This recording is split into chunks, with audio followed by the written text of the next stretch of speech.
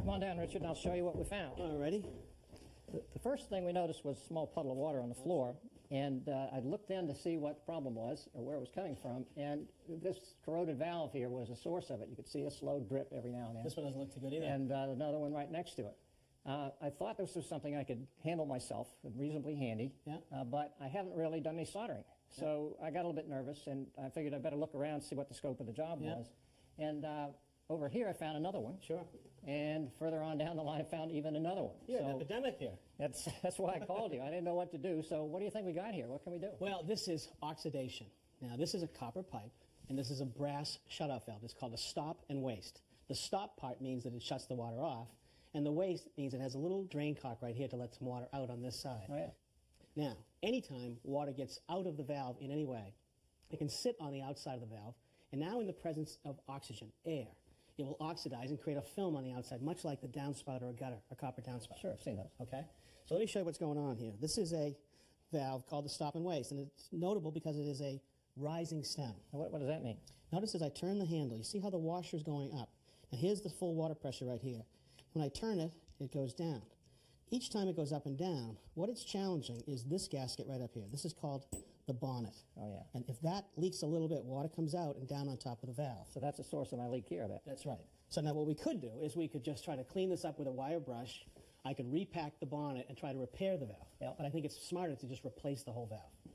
Well, will you be able to teach me how to solder so No, I can do that? Not a chance. No. We're going to put in a valve that doesn't require any soldering. Hey, great. I'll be right back. All right, Clint, here is the new valve I brought for you. It is still a stop and waste, shut off with the waste on the side, but instead of soldered connections, it has compression connections. And the way that they work is there are nuts and ferrules. These are brass rings. Oh, yeah. This goes onto the pipe, the ferrule goes onto the outside of the copper pipe, and the pipe fits right down into the valve. Now, as this nut is tightened up onto those threads, this nut actually compresses that ferrule right down onto the copper pipe tight. So it's the ferrule that's creating a watertight seal. Exactly. All right, I've shut this valve off back here, Clint, but we still have water that's sitting in this pipe. So why don't you take the pliers and just back that cap off, okay? I'll catch it with the bucket. Go ahead. Just go counterclockwise, the opposite way. Yep. Careful. You got to get a good bite on it. Is it coming? Yep, I think so. Okay, it's going to be so. Okay, good. Just let that drain, and then we're going to clean these pipes right here. Why don't you just take the emery cloth and just clean as close as you can to the valve. Okay. It's a lot easier before we cut it.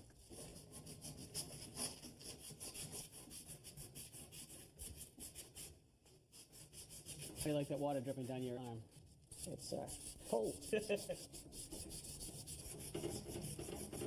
All right, that should do it, I think.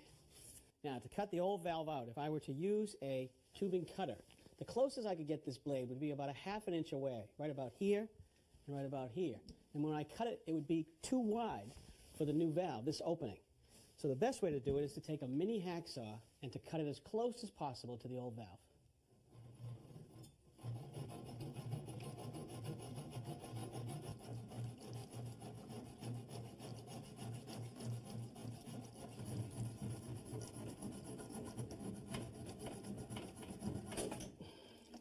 That's one. You get the other one. Okay. As flush as you can and as square as you can. Time for the new valve. All right. Okay. Now, on this valve, there is a correct way to install it. This is a service valve that has an arrow on it to tell you which way the water should flow. This is the upstream side where the water meter is. Yep. And on this side is the fixture or device. If you install it correctly, it'll allow this drain cap to drain the water out so that you can work on the fixture. Okay? I got it. Now, there's also a bunch of ways you can install this valve in this orientation. But the way I like to do it is to leave the stem facing straight up. What that does, you see this little drain cap right here? There's a port on the side.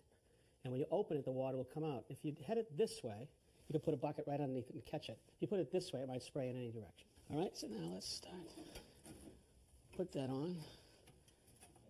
All right, Clint, just grab this crescent wrench, the adjustable open end, and you're going to go clockwise that way. And I'm going to hold back. Wait for me to go. All right, now go. How tight? Keep going, keep going. Right. Can I over-tighten it? You can split it, but it's pretty hard to do. Okay. Okay, hold that. That's pretty good. Hold that. Okay, now we're going to reverse. Okay. I got to reverse here, so it's Go ahead. All set? Go, yeah. All right. Is that it? We got it. Okay. All right. Now you notice that I was holding these pipes so they were all the way into the valve because I want the ferrules to make a nice tight seal. And that is it. You have a new valve.